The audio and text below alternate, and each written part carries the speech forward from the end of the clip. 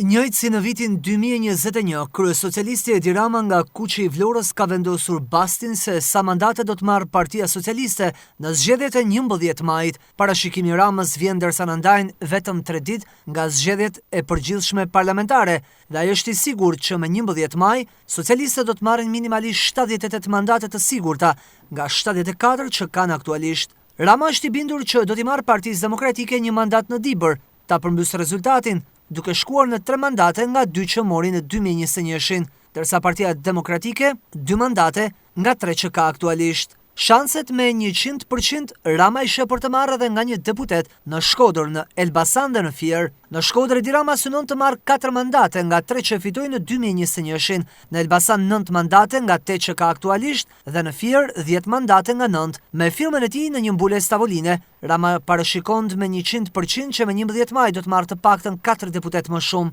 duke bërë projeksionin se Partia Socialiste do të shkojë madje deri në 88 mandate në rang kombëtar.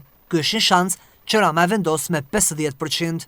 Tani minimumi është 1 në Dibër plus, 1 në Shkodër plus, 1 në Fier plus, dhe 1 në Fier plus dhe 1 në Elbasan plus. Ky është minimumi 78, 2, 84 edhe 1, 85 dhe 3, 88. Kjo është në këtë do lëvizi, midis kësaj dhe kësaj. Në këndvështrimin tim nuk do jetë as kjo, do jetë diçka këtu midis. Se diku do marrim, diku do lëmë. Diku midis do jetë.